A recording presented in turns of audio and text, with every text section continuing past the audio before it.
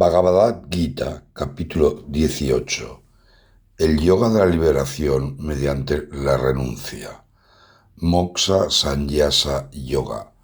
Versión Gita de acuerdo a Gandhi, traducida al español y recitado por Pedro Nonell. Arjuna dijo: Oh Mahabahu, me gustaría aprender tanto el secreto de Sannyasa como el de Tyaga. Oh Rishikesha. El Señor dijo: la renuncia a las acciones que surgen del deseo egoísta es conocido por los sabios como sannyasa. El abandono del fruto de toda acción es llamado por los sabios tyaga. Algunas personas reflexivas dicen: toda acción debe ser abandonada como un mal. Otras dicen: no se debe renunciar a la acción del sacrificio, de la caridad y de la austeridad. Escucha mi decisión sobre Tyaga, oh Bharatasatama. También se ha descrito que Tyaga es de 3 clases, o el más poderoso de todos los hombres. Los actos de sacrificio, caridad y austeridad no deben abandonarse, deben ser realizados. El sacrificio, la caridad y la austeridad purifican a los sabios.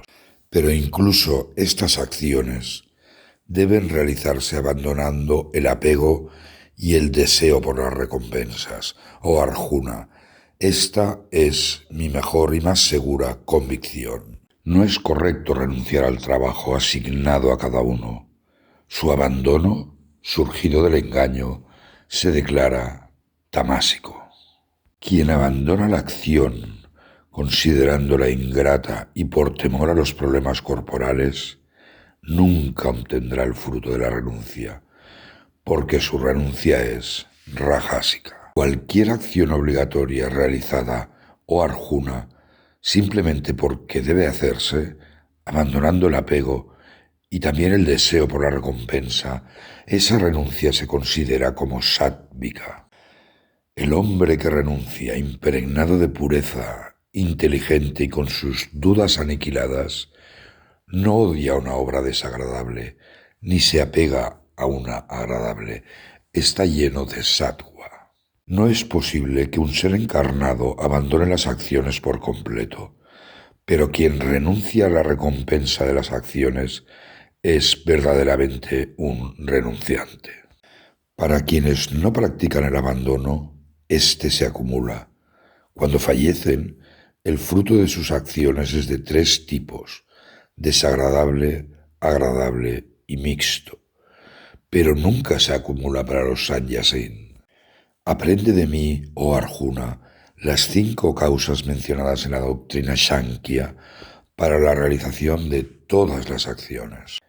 El campo, el hacedor, los diversos sentidos, las diferentes funciones y la 5ª y última, lo invisible, la deidad que preside. Cualquiera que sea la acción que realiza un hombre con su cuerpo, habla y mente, ya sea correcta o incorrecta, se debe a estas 5 causas. Así, aquel que, en razón de un intelecto no iluminado, ve a Atman como el hacedor incondicional, tal hombre es necio y ciego.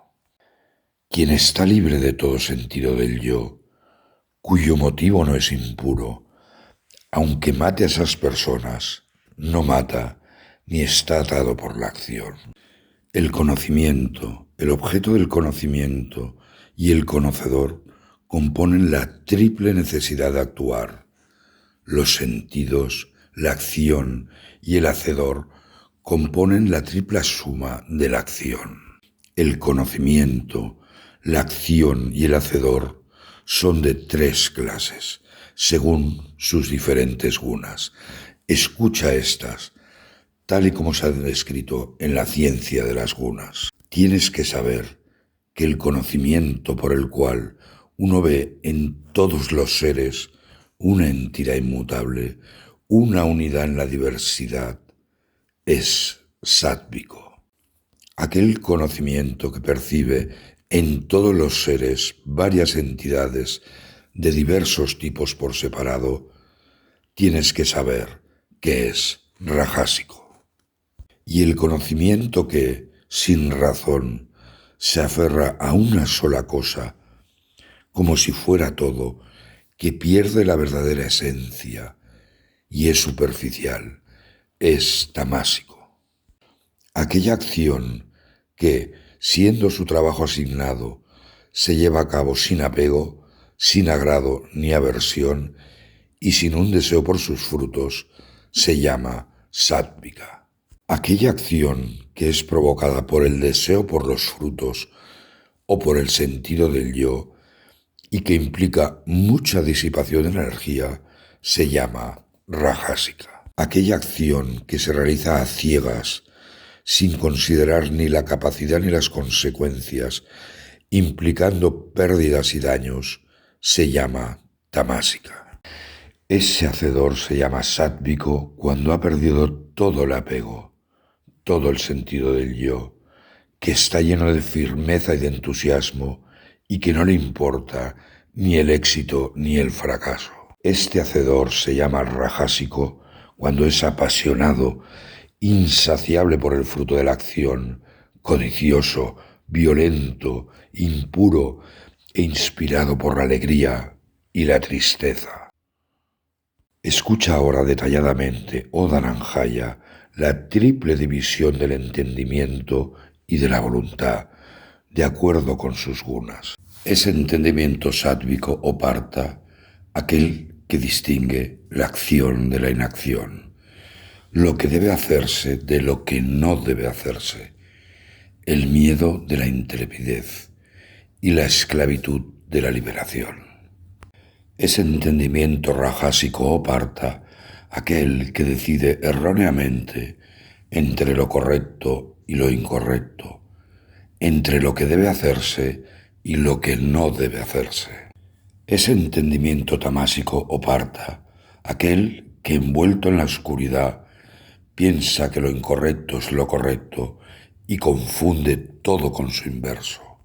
Esa voluntad es sátvica o parta cuando mantiene una armonía intacta entre las actividades de la mente, las energías vitales y los sentidos. Esa voluntad es rajásica o parta cuando, deseando los frutos, se aferra con apego a la rectitud, al deseo y a la riqueza. Esa voluntad es tamásica o parta cuando el hombre insensato es dominado por la pereza, el miedo, el dolor, la desesperación y la presunción. Escucha ahora de mí, oh Bharatashvaja, los tres tipos de placer. Placer que solo se disfruta con la disciplina y que pone fin al dolor. Aquel que en su inicio es como un veneno, pero que al final es como un néctar, nacido de la serena realización de la verdadera naturaleza de Atman. Se dice que ese placer es sátvico. Ese placer es rajásico cuando, surgiendo del contacto de los sentidos con sus objetos, es al principio como un néctar, pero al final como un veneno. Ese placer es tamásico cuando, surgiendo del sueño, de la pereza y del descuido, desconcierta al alma, tanto al principio como al final. No hay ser en la tierra, ni en el cielo, ni entre los dioses que pueda liberarse de esas tres gunas nacidas de Prakriti. Las obligaciones de los brahmanes, kshatriyas, vaishyas y sudras se distribuyen de acuerdo con sus cualidades innatas o parantapa: serenidad, moderación, austeridad, pureza, perdón, rectitud, conocimiento y conocimiento discriminatorio y fe en Dios son las obligaciones naturales de un brahmana.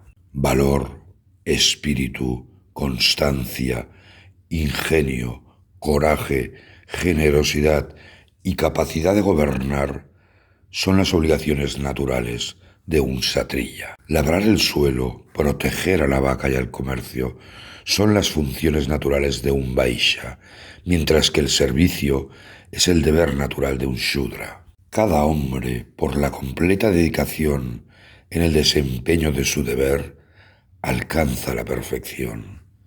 Escucha ahora cómo se alcanza tal perfección mediante la devoción a ese deber.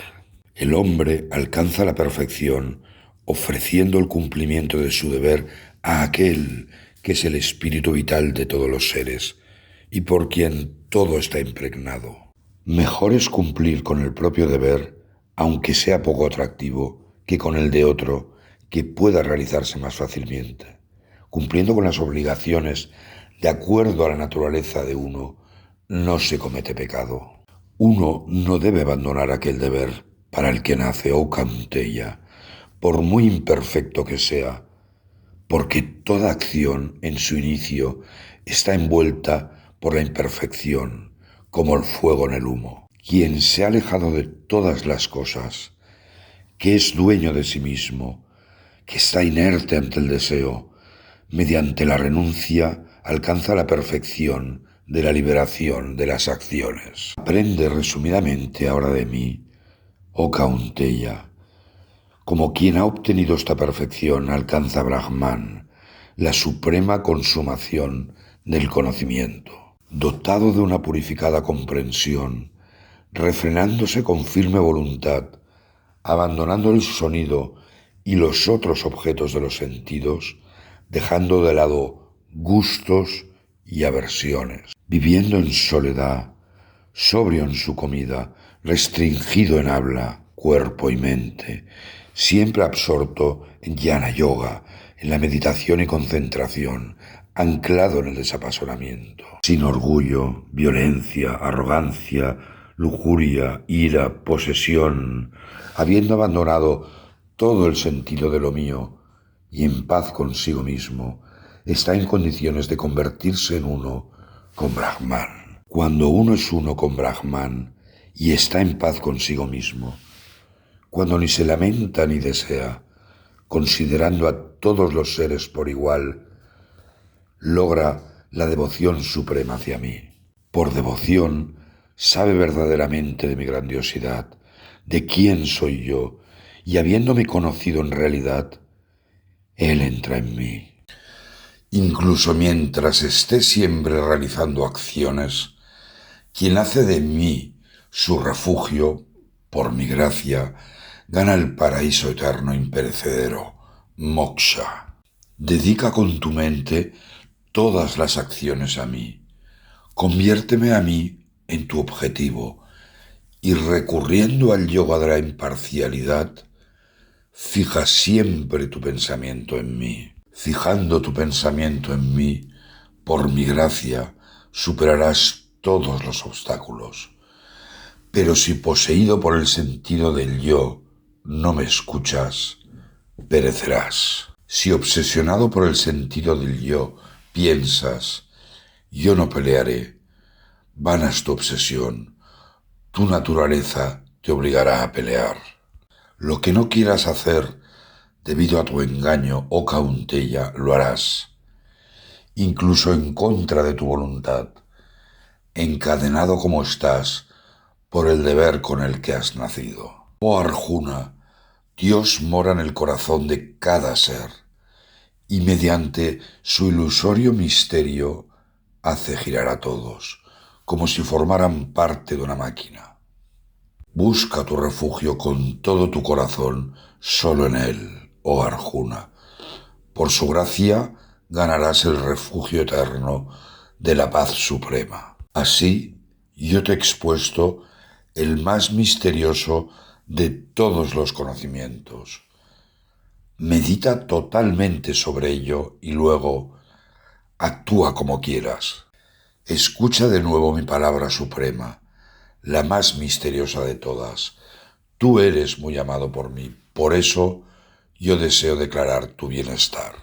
Fija tu mente en mí, dedica tu devoción a mí, ofrece tu sacrificio a mí, reverénciame a mí.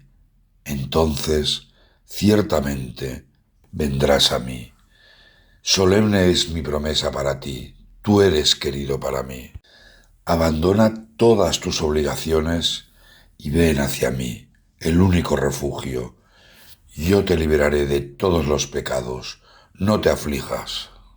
Nunca se lo expliques a quien no conoce la austeridad, a quien no tiene devoción, ni ningún deseo de escuchar, ni a quien se burla de mí. Quien exponga este misterio supremo a mis devotos, por este acto de la más alta devoción hacia mí, seguramente vendrá a mí. Entre los hombres no hay quien me preste un servicio más querido que él, ni habrá en la tierra alguien más amado por mí que él. Y aquel hombre de fe, aunque solo lo escuche sin burlarse, incluso él será liberado e irá a los felices mundos de los hombres de acciones virtuosas. ¿Has oído esto con tu mente concentrada, oh Parta? Tu ilusión, nacida de la ignorancia, ha sido destruida, oh Dhananjaya. Arjuna dijo, por tu gracia, oh Achyuta, mi ilusión ha sido destruida. Mi comprensión ha regresado, estoy seguro. Mis dudas se disiparon, cumpliré tu voluntad. Sanjaya dijo, así escuché este maravilloso y conmovedor diálogo entre Vasudeva, la gran alma, y Parta. Fue por la gracia de Vyasa que escuché este supremo y misterioso yoga expuesto por los labios del maestro del yoga, el mismísimo Krishna. Oh mi rey, cada vez que recuerdo este maravilloso y purificador diálogo entre Keshava y Arjuna, me siento de nuevo extasiado. Y cada vez que recuerdo esa maravillosa forma de Hari, mi asombro es ilimitado y me regocijo una y otra vez. Donde sea que esté Krishna, el maestro del yoga, y donde sea que esté Parta, el arquero, allí pueden estar seguros de que hay fortuna, victoria, prosperidad y rectitud eterna. Así termina el 18º capítulo y último, titulado Moksha Sannyasa Yoga, en el diálogo entre el señor Krishna y Arjuna sobre la ciencia del yoga como parte del conocimiento de Brahman en el Upanishad llamado Bhagavad Gita.